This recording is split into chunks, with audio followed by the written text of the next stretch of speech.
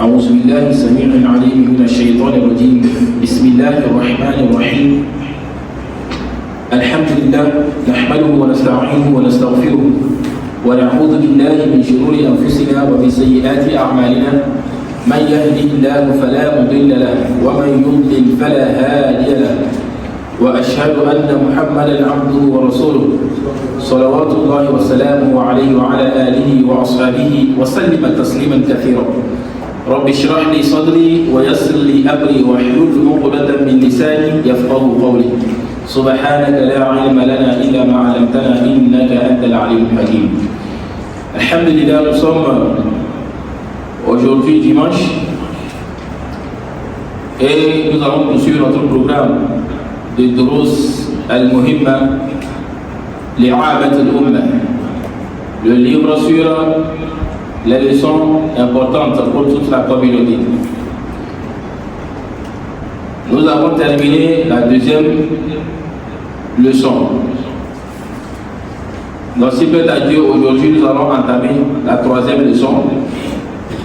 Et le titre de la troisième leçon, c'est les piliers de la foi. Les piliers, quand on dit les piliers de la foi, nous avons vu les 5 piliers de l'islam. La deuxième leçon.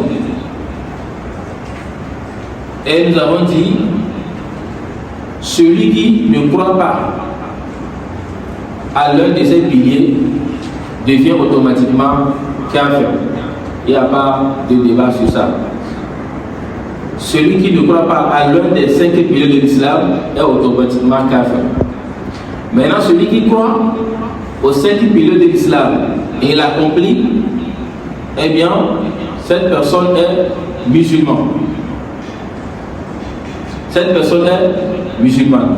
Maintenant, pour que on puisse dire que cette personne est mu'min, la personne a intégré la foi dans son cœur, alors il faut que la personne concrétise les 6 piliers que nous avons cités ici. Et le chef nous a allié les 6 piliers qui sont: le premier, croire en Allah; deuxième pilier, en ses anges; troisième pilier, en ses livres; cinquième pilier, en ses messagers; et le dernier pilier, c'est au jour dernier, au jour de la résurrection. Donc, voilà les 6 piliers de l'islam. Et ces 6 piliers-là, Allah subhanahu wa ta'ala nous en a parlé dans le Saint-Coran. Allah subhanahu wa ta'ala, à chaque fois qu'il veut parler de certaines personnes dans le Coran, Allah subhanahu wa ta'ala, il nous a nommé par 3 manières dans le Saint-Coran. La première manière que Allah, premier nom que Allah subhanahu wa ta'ala nous donne dans le Saint-Coran, c'est quoi? Ya Bani Adam. Oh, vous les fils d'Adam. Ça englobe tout le monde, musulmans, non musulmans. Ça englobe toutes les créatures sorties de Adam alayhi salatu wassalam. Ça, c'est la première appellation. Deuxième appellation, Ya ayyuhan nas. Oh, vous les humains. Oh, vous les humains. Et ça aussi, ça englobe tout le monde. Ça n'est pas ni personne. Et maintenant, troisième appellation, c'est quoi? Ya ayyuhal ladhina amanu. Donc là, ici, Allah a catégorisé. Quand Allah dit Ya ayyuhal ladhina amanu, oh, vous qui avez cru, là, ça veut dire que c'est à une catégorie de personnes on est en train de parler, c'est pas à tout le monde. Ce n'est pas à tout le monde que Allah parle ici. Il parle à une catégorie de personnes. Et ces catégories de personnes ont des signes particuliers ou des caractéristiques par lesquelles on va les reconnaître. Donc quand on dit Aïe Alladina Amanu, c'est pas tout le monde qui va taper la poitrine pour dire que oui, moi aussi je fais partie. Non, c'est pas le travail qu'il faut arriver là-bas. Il faut qu'on puisse voir certains signes sur toi pour qu'on puisse dire que tu fais partie de cette catégorie de personnes. Et Ibn Mas'ud, radiallahu anhu, l'un des compagnons du prophète sallallahu alayhi wa sallam, il dit, lorsque vous entendez Allah subhanahu wa ta'ala dire Ya ayyuhalladhina amanu, en qui commence un verset par Ya ayyuhalladhina amanu, alors prêtez-y oreille, prêtez-y attention, car si Allah commence par Ya ayyuhalladhina amanu, c'est deux cas. Soit il veut vous recommander une bonne action qui va vous rapprocher de lui et vous faire entrer au paradis, ou bien il veut vous interdire quelque chose de blâmable qui peut vous entraîner en affaire. Donc quand vous entendez un verset commencer par prêtez-y oreille, parce que ce que Allah va dire à la suite, celui qui mettra cela en application fera partie de qui? De ces personnes-là que Allah a nommé Ya ayyuhallazina amanu. Donc ici, pour qu'on puisse parler de foi, que tu as iman, il faut arriver à concrétiser les 6 piliers. Et ça c'est obligatoire. Et les 6 piliers de la foi là, ce n'est pas par nous que ça a commencé. Et ce n'est pas par le prophète sallallahu alayhi wa sallam seulement que ça a commencé.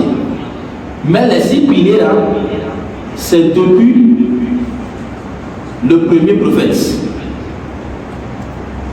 C'est depuis le premier prophète que ça a commencé. Donc ça c'est obligatoire sur tout le monde. La preuve, Allah subhanahu wa ta'ala, il nous dit quoi?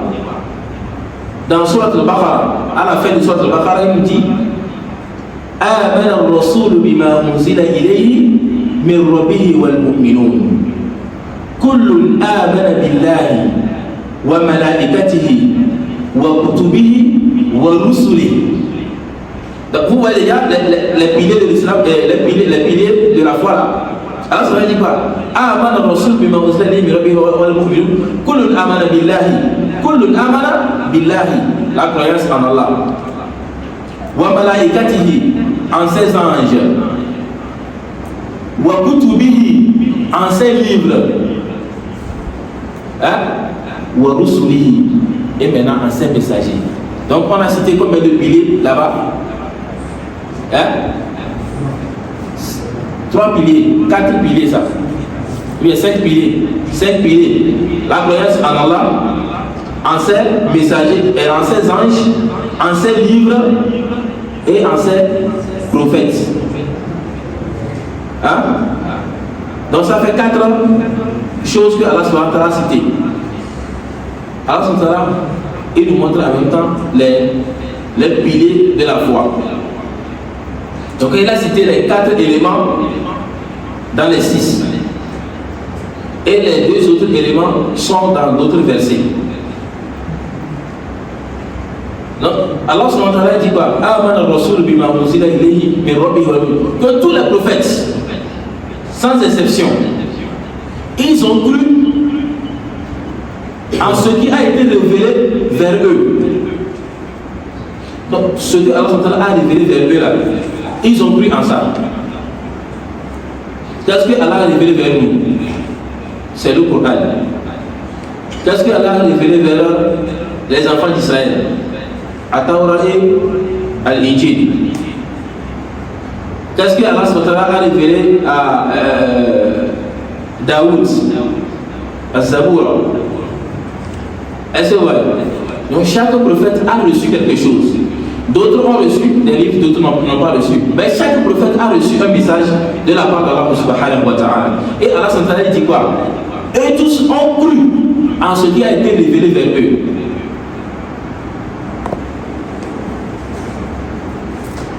Et non, ça ne s'est pas arrêté à eux seuls. Avec les croyants qui sont avec eux. Est-ce que vous voyez? Les croyants aussi qui sont avec ceux qui ont cru en eux. Eux aussi qui ont cru en ce qui a été révélé vers eux. Donc, vous voyez déjà ici, on a vu quoi? Ashhadu an la ilaha illallah wa ashhadu anna Muhammad Rasulullah. Donc ça veut dire que si tu ne crois pas au prophète qui a été révélé à ton époque, tu ne peux pas croire à son message. Il faut croire d'abord au prophète avant de croire au message qui a été révélé vers lui. Donc Allah s'entend confirme que les prophètes, ils ont reçu le message. Et tous, ils en ont cru que ça vient de lui, Allah subhanahu wa ta'ala. Mais ça ne s'est pas arrêté à eux. Mais les croyants qui sont avec eux, ceux qui ont cru en eux là, eux aussi ils ont reçu ce message. Et ils ont cru en ce message. Que ça vient de qui? Ça vient d'Allah subhanahu wa ta'ala.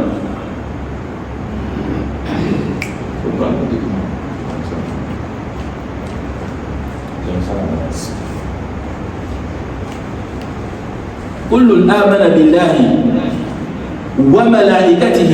Eux tous, les prophètes ainsi que les croyants, eux tous ils ont cru en qui? Ils ont cru en Allah subhanahu wa ta'ala. Ils ont cru que Allah a envoyé un message vers eux. Allah subhanahu wa ta'ala dans ce message les a ordonné des choses et les a interdit des choses. Maintenant, il y a quoi encore? Allah subhanahu wa ta'ala il continue. Il dit quoi?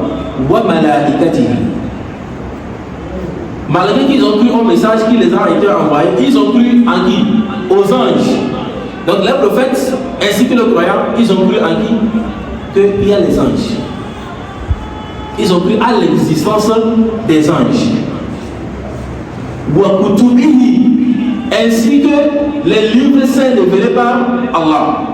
Donc tous les livres que Allah a révélés, les prophètes eux-mêmes, ils ont cru au livre qui les a précédés et au livre qui a été révélé à eux-mêmes, ainsi que les croyants. Est-ce que vous voyez? Et nous aujourd'hui, nous aussi on croit en quoi? Aux livres qui ont précédé le Coran. Et on croit aussi au message du Coran. Wa rusulihi, et aux prophètes, aux messagers qui sont passés. Donc, le prophète qui a reçu le message, il a cru en Allah, en ses anges, en ses livres, et aux prophètes qui l'ont précédé. Et ceux dont on lui a annoncé la prophétie qu'ils viendront aussi. Donc, automatiquement, ça veut dire que tu ne peux pas être croyant si tu n'as pas concrétisé la croyance en Allah subhanahu wa ta'ala. Et ici, le fait de croire en Allah subhanahu wa ta'ala constitue 4 choses. Ça constitue 4 choses. Quand on dit croire en Allah subhanahu wa ta'ala, il y a 4 choses qu'il faut mettre en évidence. La première des choses, c'est l'existence même d'Allah subhanahu wa ta'ala. Ça, c'est la première des choses. Ça, c'est le premier critère de la croyance en Allah subhanahu wa ta'ala. Donc, croire en l'existence de Allah. Deuxième chose, croire en sa seigneurie. Troisième chose, croire à ses noms et attributs. Donc ici on est en train de citer quoi? Les éléments de la croyance en Allah subhanahu wa ta'ala.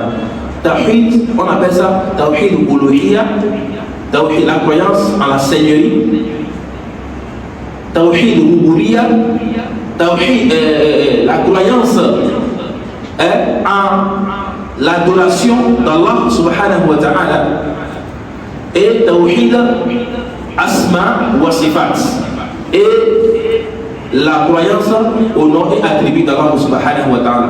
Donc il y a les trois, plus quoi? L'existence même d'Allah subhanahu wa ta'ala. Donc ça fait 4 éléments. Donc si on vous demande Tawhid, quand on dit Tawhid en islam, le dogme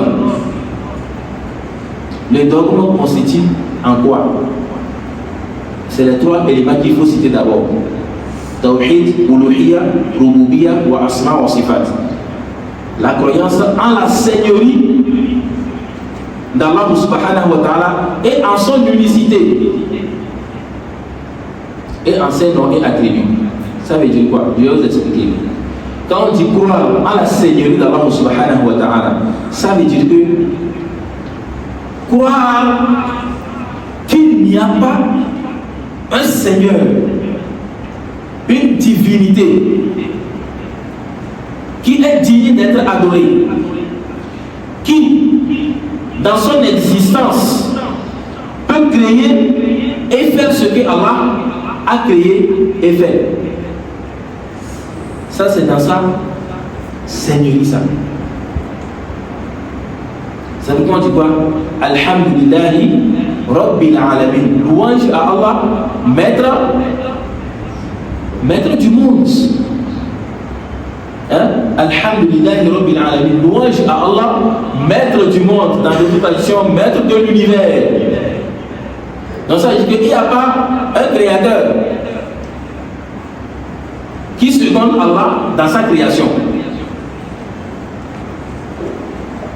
Comme certains philosophes le disent, bien certains physiciens, que le monde s'est créé par le Big Bang. Que le monde s'est créé, l'univers s'est créé par le Big Bang. Maintenant, on leur pose la question, qu'est-ce qui a engendré le Big Bang? On dit que ce sont des molécules qui se sont fait comme quoi? D'accord. Comment ces molécules-là ont existé? Ouais. Déjà, ça veut dire que rien ne peut exister sans avoir un début. Sauf Allah qui existe sans début et n'aura jamais de fin.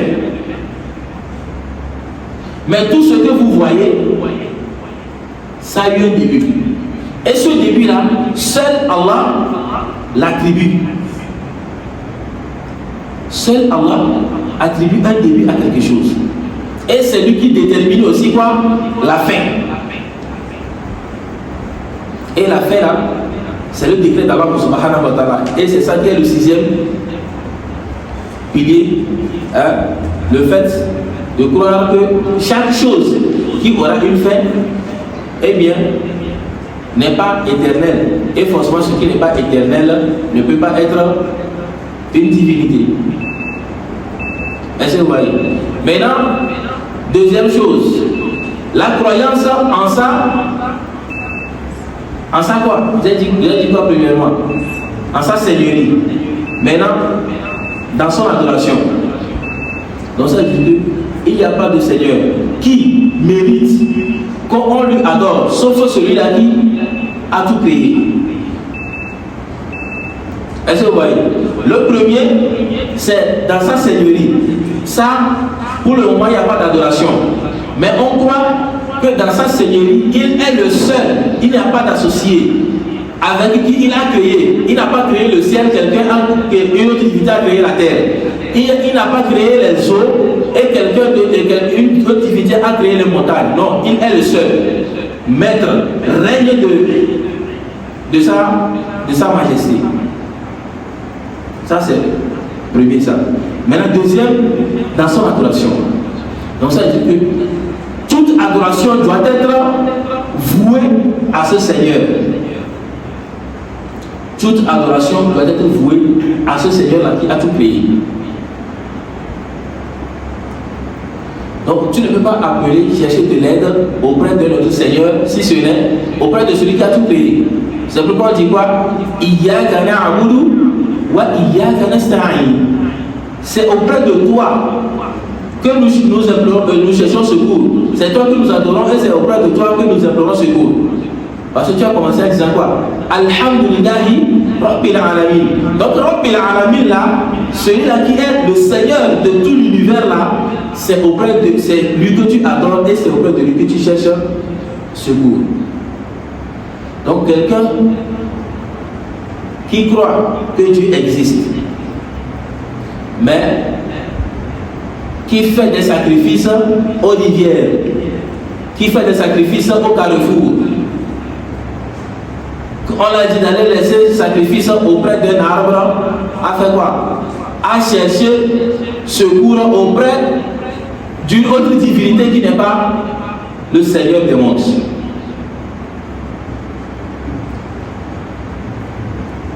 Est-ce que vous voyez?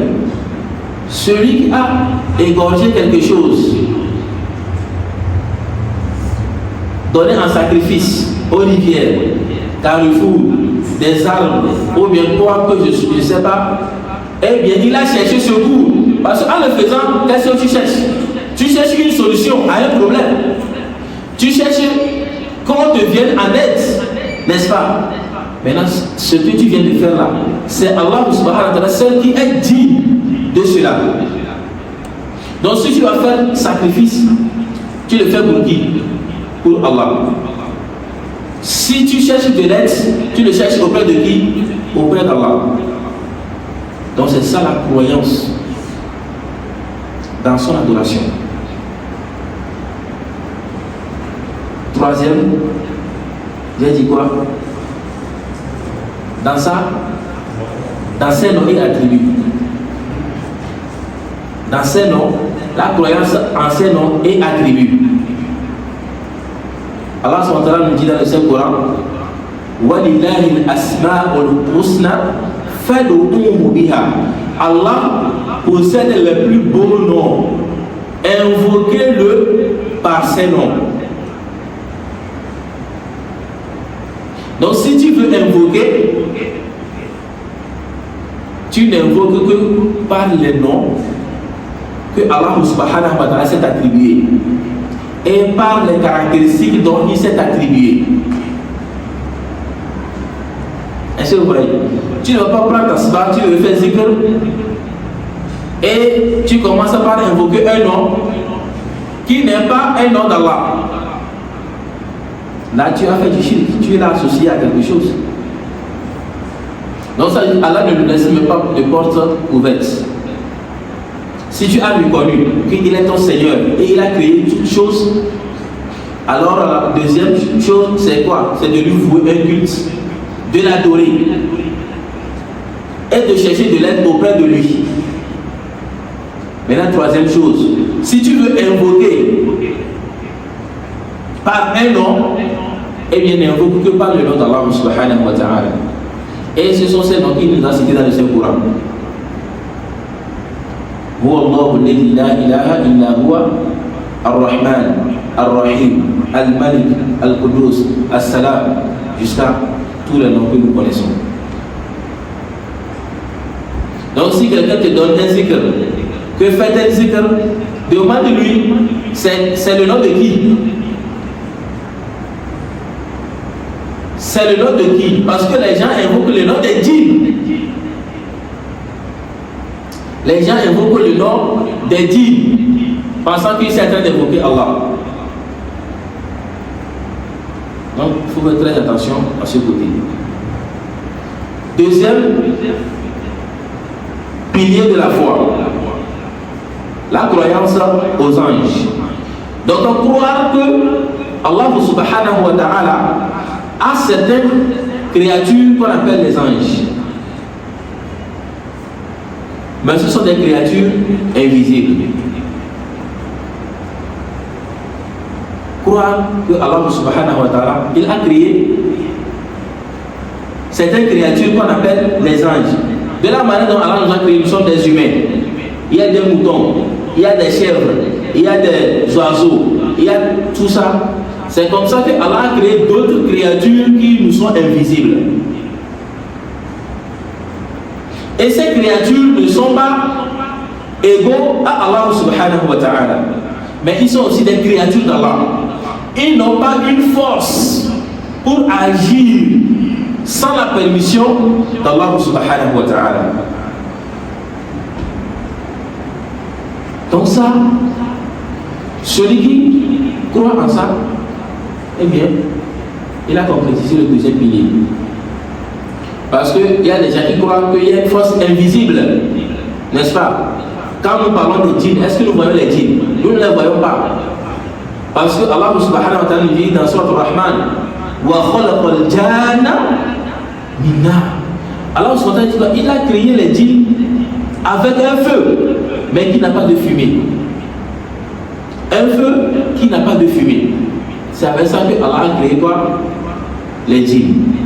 Et c'est avec quoi Allah a créé les anges. Hein? Avec quoi Allah a créé les anges? Avec de la lumière. Allah a créé les anges avec de la lumière. Les djinns avec du feu sans fumée. Les humains avec de l'argile boueuse. Allah a créé ce qu'il veut. Et il a créé les autres animaux, ainsi de suite, avec quoi? Avec de l'eau. Il nous a dit ça dans la sorte de nous. C'est avec de l'eau, Allah a créé les autres choses. Les autres les animaux, tout ça là que nous voyons, c'est avec de l'eau. Mais l'être humain, Allah l'a créé avec de l'argile boueuse. Donc c'est comme ça que Dieu a créé des choses, avec différentes matières. Donc les anges ne sont pas des divinités. Et les anges ne sont pas des enfants de Dieu. Comme Allah SWT lui-même nous dit dans le Saint-Coran. Il y a certaines personnes qui disent que Allah subhanahu wa ta'ala il a créé les anges. Et les anges sont de sexe féminin. C'est ce que certains ont dit. Et Allah a révélé un verset dans Surat Tour pour lui poster. Il dit: Pensez-vous que Allah a créé les anges, qu'ils soient des filles ou des garçons? Et quelle preuve avez-vous pour cela? Quelle preuve ils ont? Jusqu'à certains moments, on dit les anges là doivent être des femmes de Dieu. Quand ils ont quitté que c'est des filles, après ils ont dit que c'est des femmes. Et j'ai dit vous là, vous parlez sans preuve. Vous parlez sans preuve. Les anges ne sont pas liés, ou bien ils ne sont pas parentés à Dieu, mais ils sont aussi des créatures de Dieu qui exécutent les ordres que Allah subhanahu wa ta'ala les donne. Et Allah subhanahu wa ta'ala nous dit ça dans le Saint-Coran, dans Surat Tahrim. Il dit quoi? Ya ayyuhalladhina amanu qu anfusakum wa ahlikum nara wa quduha an-nasu wal hijara 'alayha malaikatun ghilazun shidadun la ya'suna Allaha ma amarahum wa yaf'aluna ma yu'marun. Allah subhanahu wa ta'ala dit quoi? Ya ayyuhalladhina amanu. Vous voyez déjà, on a dit quoi? Que quand Allah subhanahu wa ta'ala dit Ya ayyuhalladhina amanu, il y a deux cas. Soit il veut faire quoi? Il a un conseil à nous donner, quelque chose auquel il veut nous recommander, ou bien il veut nous avertir contre quelque chose que nous devons nous en éloigner. Maintenant, regardez dans ce verset, Allah subhanahu wa ta'ala dit quoi? Ya ayyuhalladhina amanu. Oh, vous qui avez cru. Pour anfusakum, éloignez-vous, préservez-vous votre personne du feu de l'enfer.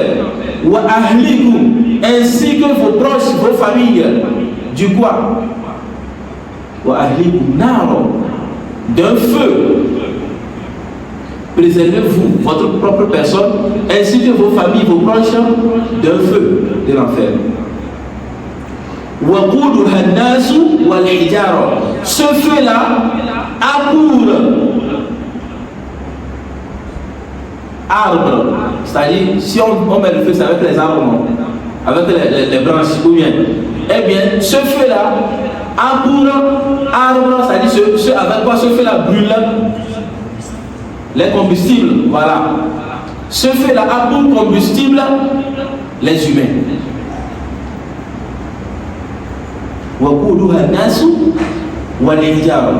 Ce feu-là a pour combustible les humains et les pierres.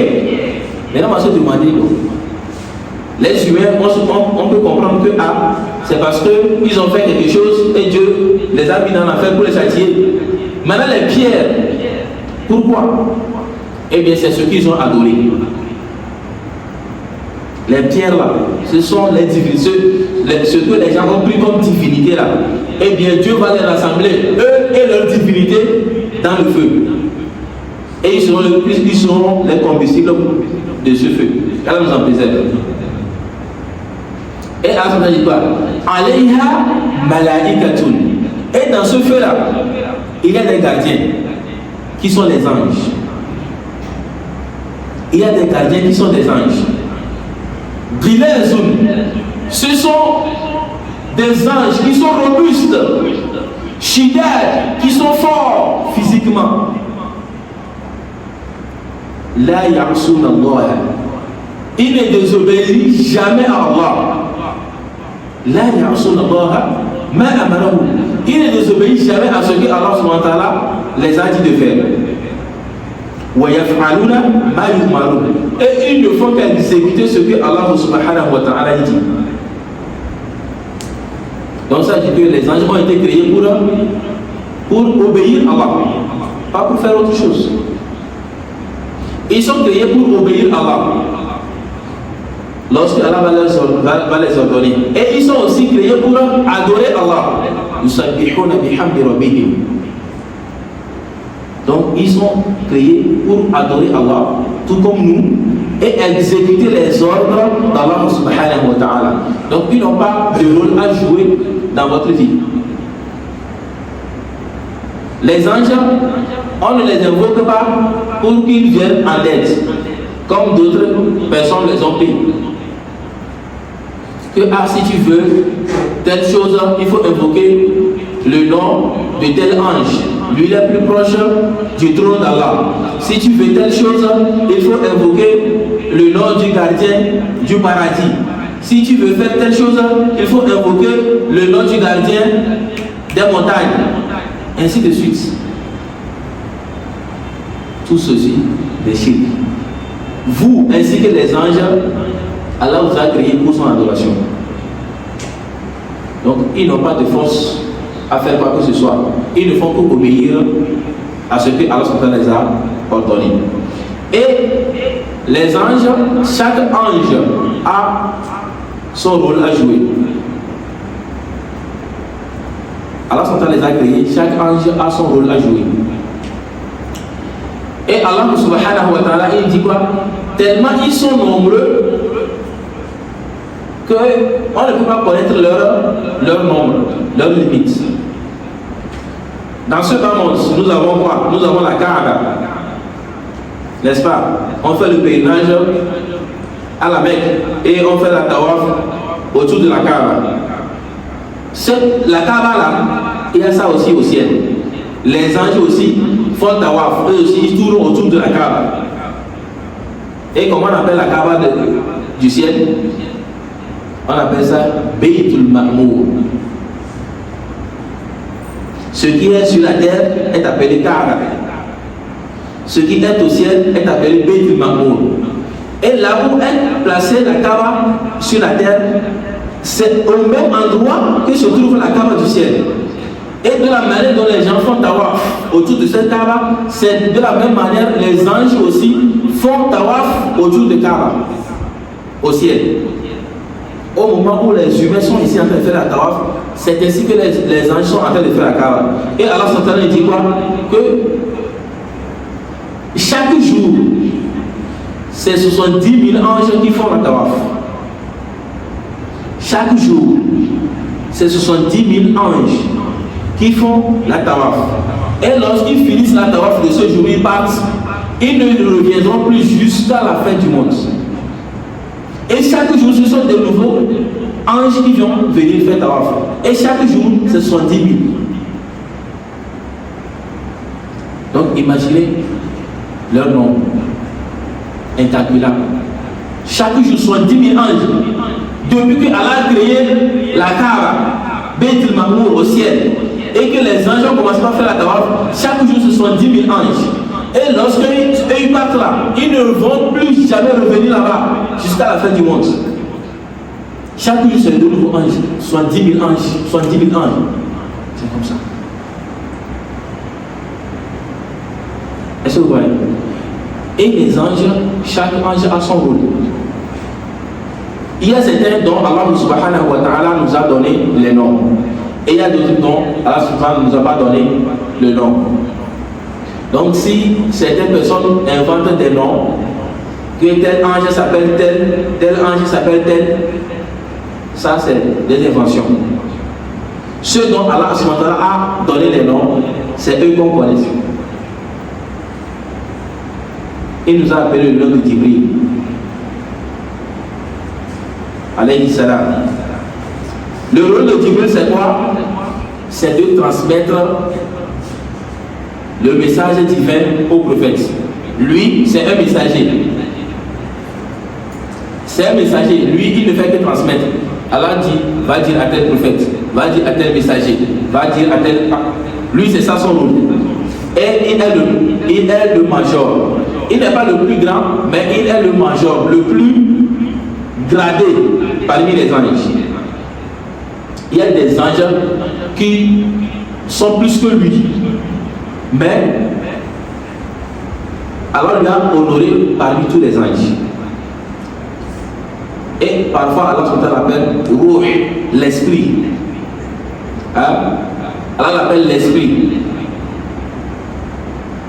Et il s'appelle aussi Jibril. Donc quand vous voyez dans le Coran, Allah il dit, nous avons envoyé l'esprit. Il s'agit de qui? De Jibril. Tanazzalul malaikati wa ruhu fiha. Et les anges descendent du ciel le jour de Laylatul Qadr. Et parmi eux, l'esprit wa ruh fiha. Wa ruh ici, c'est qui? C'est l'ange Jibril alayhi salatu wassalam. Et le prophète sallallahu alayhi wa sallam nous a donné ses caractéristiques. Il dit, l'ange Jibril alayhi salam, il a 600 ailes. Allah l'a créé, il a 600 ailes. Il y a d'autres anges qui ont plus d'ailes que lui. Et il y a d'autres qui ont moins que lui. Est-ce qu'on peut imaginer leur forme? On ne peut pas. Parce que le prophète sallallahu dit quoi? Si l'ange Jibril étale l'un de ses ailes, il étale l'une de ses ailes comme ça va couvrir le soleil. Et le monde entier deviendra sombre. Donc imagine s'il étale 2. 600 ailes. Et il y a d'autres qui sont plus gigantesques que lui. Et chacun d'eux ont des formes différentes. Comme par exemple dans un hadith, le prophète sallallahu alayhi wa sallam dit quoi? Le jour où Allah subhanahu wa ta'ala a créé Malak al-Maut, l'ange de la mort, tous les anges qui le voient tombent évanouis. Parce qu'il fait peur, sa forme fait peur, il est terrifiant. Donc ça veut dire qu'il a une forme différente des autres anges, mais il aussi fait partie des anges. Est-ce que vous voyez? Et au même moment, il y a certains anges qui ont quoi? Qui ont 2 ailes, 3 ailes, 4, ainsi de suite. Allah seul sait comment ils sont. Et les anges, ils peuvent se métamorphoser, ils peuvent devenir des humains. Allah les a donné cette capacité. Ils peuvent devenir des humains. Quand l'ange Jibril vient chez le prophète sallallahu alayhi wa sallam, il vient en forme humaine. Deuxième preuve, dans Surat Al-Baqarah, Allah nous parle de quoi? Des sorciers qui ont vécu au temps de Suleiman, alayhi salatu wa salam. Et Allah dit wa tabahu ma tatlu shayatin ala mulki Suleiman. Qu'il y avait au temps de Suleiman des sorciers, des gens qui enseignaient la sorcellerie aux gens pour les égarer, pour faire du mal. Et quel est l'objectif même de leur sorcellerie? C'est pour séparer les bien-aimés. Quand ils voient que les deux personnes s'aiment, ils les séparent. Pour séparer les couples. C'était ça leur sorcellerie. Et Allah subhanahu wa ta'ala a fait descendre 2 anges qui sont comme des humains.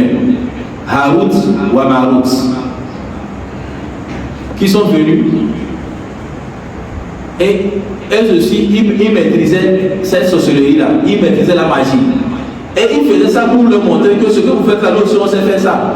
Mais faire la tête faux, ce que vous faites là, c'est du coup faux. Ça, c'était la mécréance. Ne faites pas ça. Donc, ils sont venus pour les mettre en garde de ne pas commettre du shirk. Deuxième preuve dans les hadiths, le prophète sallallahu alayhi wa sallam nous a narré une histoire de 3 personnes dont Allah subhanahu wa ta'ala a éprouvé. La preuve, l'épreuve et un chauve et comment on appelle, un aveugle, si je ne me trompe pas. Donc c'est les 3 personnes. Allah subhanahu wa ta'ala a envoyé 3 anges pour venir les éprouver. Ils sont venus, c'est le président dit, toi, ta maladie là, tu veux guérir? Il a dit oui. Et l'ange lui a fait ce que Allah subhanahu wa ta'ala lui a montré. Le lépreux s'est guéri. Et Allah subhanahu wa ta'ala, il a dit, bon maintenant tu veux quoi? Il dit, ah moi je veux faire tel. Je veux élever les moutons. Et l'ange lui a donné un mouton. Et il a béni cela pour lui. Il est parti. Bon, l'histoire est un peu longue. Mais c'est pour dire que quoi? Que Allah subhanahu wa ta'ala envoie des anges sous forme d'humains sur la terre. Mais ces anges-là, quand ils viennent, ils viennent pour accomplir une mission. Donc ils ne sont pas venus pour exaucer les vœux de qui que ce soit. Hein? Comme par exemple, certains ont dit qu'il y a une prière. Quand on fait cette prière-là, il faut aller à la rivière pour faire ça, ou bien tu fais ça la nuit quelque part, tu restes nuit pour faire ça. Hein? Et il y a un ange qui va apparaître. Hein? Il va te demander qu'est-ce que tu veux.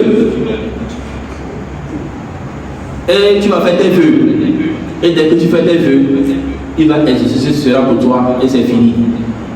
Toi, ça dit tout ce que tu veux là, tu l'auras. Et nous leur disons que c'est mensonge. Ce qu'ils appellent ange là, c'est les djinns. Aucun ange ne vient sur la terre pour exaucer le vœu de quelqu'un. Et on n'invoque pas un ange et il va te répondre en quoi que ce soit. Parce que quoi? La ya'suna Allah ma amarahu wa yaf'aluna ma yu'marun. Eux aussi sont là pour faire quoi? Pour exécuter ce que Allah subhanahu wa ta'ala les a ordonné. Ils ne désobéissent jamais à Allah subhanahu wa ta'ala. Et leur foi est toujours au top, ça ne diminue pas. C'est nous les humains, notre foi, ça augmente et ça diminue. Mais pour les anges, c'est toujours au top. Donc les anges ne peuvent rien faire pour les humains. Sauf ce que Allah subhanahu wa ta'ala les a envoyés de faire. Donc chaque ange a sa mission. Allah subhanahu wa ta'ala nous accorde la compréhension. Donc nous allons nous arrêter ici, vu que le temps est déjà passé. La semaine prochaine, si Allah nous donne vie, Inch'Allah, nous allons essayer de décortiquer encore les caractéristiques des anges et leur rôle. Et nous allons donner les noms de certains anges et ce que Allah subhanahu wa ta'ala les a donné comme mission de faire. Allah subhanahu wa ta'ala nous fasse voir l'autre dimanche. Subhanakallah wa bihamdik. Non. سبحانك اللهم وبحمدك نشهد ان لا اله الا انت نستغفرك ونتوب اليك سبحان ربك رب العزه عما يصفون وسلام على المرسلين والحمد لله رب العالمين.